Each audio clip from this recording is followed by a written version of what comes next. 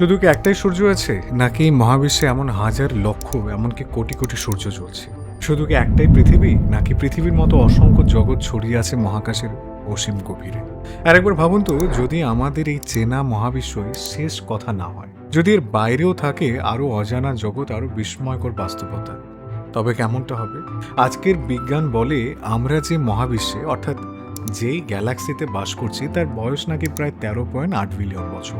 এমন কোটি কোটি গ্যালাক্সি আর নক্ষত্র নিয়ে তৈরি বিশাল ব্রহ্মাণ্ডকে একসময় বিজ্ঞানীরা শেষ কথা বলে মনে করতেন। কিন্তু গত কয়েক দশকে মহাকাশ বিজ্ঞানের কাছে এসেছে আধুনিক টেলিস্কোপ, নতুন কিছু যন্ত্রপাতি, ফলে নতুন কিছু তথ্য সামনে এসেছে যা বিজ্ঞানীদের ভাবতেও বাধ্য করছে। আজ 2026 সালে দাঁড়িয়ে মডার্ন সায়েন্স যে মাল্টিভার্স বা বহু মহাবিশ্ব নিয়ে কেবল থিওরি বানাচ্ছে, আমাদের শাস্ত্রে তা কোটি বছর আগে প্রমাণসহ লেখা আছে, যা রীতিমতো নাসার বিজ্ঞানীদের অবাক করে দেয়। আমাদের বৈদিক সাহিত্যে মহাবিশ্বকে বোঝার বারবার একটা বিশেষ শব্দ ব্যবহার করা হয়েছে, ব্রহ্মাণ্ড। একটু খেয়াল করুন, এই শব্দটা দুটো অংশ নিয়ে তৈরি, ব্রহ্ম আর অণ্ড। সংস্কৃত অণ্ড মানে হলো ডিম্বাকৃত বা এগ শেপেড, আর ব্রহ্ম মানে হলো গোটা মহাজগৎ। এক বাক্যে বোঝা যাচ্ছে এই বিশাল মহাজগৎ আসলে অণ্ডের মতো, মানে ডিম্বাকৃত। আমাদের ঋষিরা আজ থেকে হাজার হাজার বছর আগেই তা জানতেন। আমাদের এই মহাবিশ্বের আকার গোল, চ্যাপ্টা নয়, এটি আসলে ডিম্বাকৃত। আজকের বিজ্ঞানের ভাষায় যাকে আমরা টিকল শেপ। শ্রীমদ্ ভাগবত মহাপুরাণের ষষ্ঠ স্কন্ধের 16তম অধ্যায়ের 37 নম্বর শ্লোকটি যদি আপনি আজ উল্টে দেখবেন না, আপনি পূর্ণরূপে স্তব্ধ হয়ে যাবেন।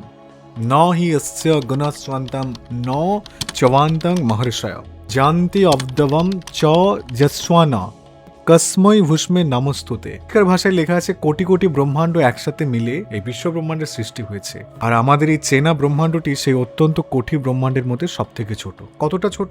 পুরাণে উদাহরণ দিয়ে বলা হয়েছে, একটা বড় পাত্রে যখন সর্ষে দানা রাখা হয়, তখন সেটা গোনা কখনোই সম্ভব হয় না, এত ছোট ছোট থাকে। ঠিক তেমনই অনন্ত কোটি মহাবিশ্বের মাঝে আমাদের এই বিশাল মহাবিশ্বটা স্রেফ একটা ছোট্ট সর্ষের দানা। ফিজিক্সের একটা বিখ্যাত থিওরি আছে যার নাম কসমিক ইনফ্লেশন বা মহাজাগতিক স্ফীত। বিজ্ঞানীদের একাংশ বলছেন, বিগ ব্যাং বা মহাবিস্ফোরণের ঠিক পর মুহূর্তে মহাবিশ্ব যখন চোখের পলকে মারাত্মক গতিতে ছড়াতে শুরু করে, তখন নাকি সাবানের ফ্যানার মতো ছোট বড় অসংখ্য বুদবুদ তৈরি হয়েছিল। আর এই প্রতিটি বুদবুদ বা বাবল আসলে এক একটা সমান্তরাল মহাবিশ্ব। একেই বিজ্ঞান আজ বলছে ভাবল ইউনিভার্স বা মাল্টিভার্স থিওরি। আর আপনি যদি মুন্ডক বা তৈত্তরীয় উপনিষদ উল্টে দেখেন, ঠিক একই কথা লেখা আছে সংস্কৃত শ্লোকের মাধ্যমে। মুন্ডক উপনিষদের এক শ্লোকে বলা হয়েছে, যথর না নাভি সৃজতে গৃহ্যতে চ যথা পৃথিব্য মৌষধয় সম্ভবন্তি যথা সত পুরুষাৎ কেশলোমানি তথাক্ষরাৎ সম্ভবতি বিশ্বম। অর্থাৎ ঠিক যেভাবে একটি মাকড়সা নিজের ভেতর থেকে লালা বের করে জালের আকার অনবরত বিস্তার বা প্রসারিত করে এবং প্রয়োজনের শেষে তা আবার নিজের ভেতরে গুটিয়ে নেয়, ঠিক সেইভাবে অবিনশ্বর ব্রহ্ম বা আদি পরম শক্তি থেকে সমগ্র বিশ্ব অনবরত প্রসারিত হচ্ছে এবং প্রলয়ের সময় তা আবার সংকুচিত হয়ে সেই আদি উৎসে ফিরে যাবে। স্টিফেন হকিং থেকে শুরু করে অ্যালান গুথ কিংবা আন্দ্রে লিন্ডের মতো বিশ্বের টপ কসমোলজিস্টরা এই নিয়ে আজীবন শুধু গাণিতিক মডেলই বানিয়ে গেলেন। এমনকি আইনস্টাইনের থিওরি অফ রিলেটিভিটি আমাদের গাণিতিকভাবে শেখায় যে সময় নাকি আপেক্ষিক, অর্থাৎ মহাকাশের আলাদা আলাদা গ্র্যাভিটিতে সময়ের গতি বদলে যায়।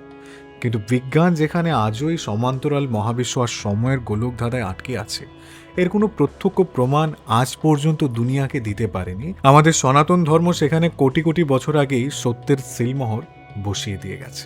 আধুনিক বিজ্ঞান যাকে আজ বলছে মাল্টিভার্স থিওরি, ভাগবত পুরাণ হাজার হাজার বছর আগে তাকেই হুবহু এক উপমায় বলছে অনন্ত কোটি ব্রহ্মাণ্ড।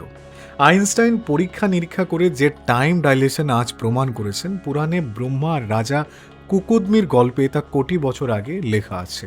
রাজা কুকুদমি যখন ব্রহ্মলোকে ব্রহ্মার সাথে দেখা করতে যান, সেখানে মাত্র কয়েক মিনিট কাটানোর পর পৃথিবীতে ফিরে এসে দেখেন এখানে যুগ বদলে গেছে, হাজার হাজার বছর পার হয়ে গেছে। অর্থাৎ ব্রহ্মার ডাইমেনশন ও এই পৃথিবীর ডাইমেনশন সম্পূর্ণভাবেই ভিন্ন, দুটো সম্পূর্ণ আলাদা জগৎ, তাই দুটো জায়গায় সময়ও ভিন্ন, ফিজিক্সও ভিন্ন।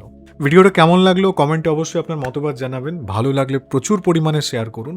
যারা সনাতন ধর্মকে সর্বদাই কুসংস্কারের দৃষ্টিতে দেখে, তাদেরকে সনাতন ধর্মের রিচুয়াল প্লাস সায়েন্স বোঝানোর সময় এসে গেছে এবার।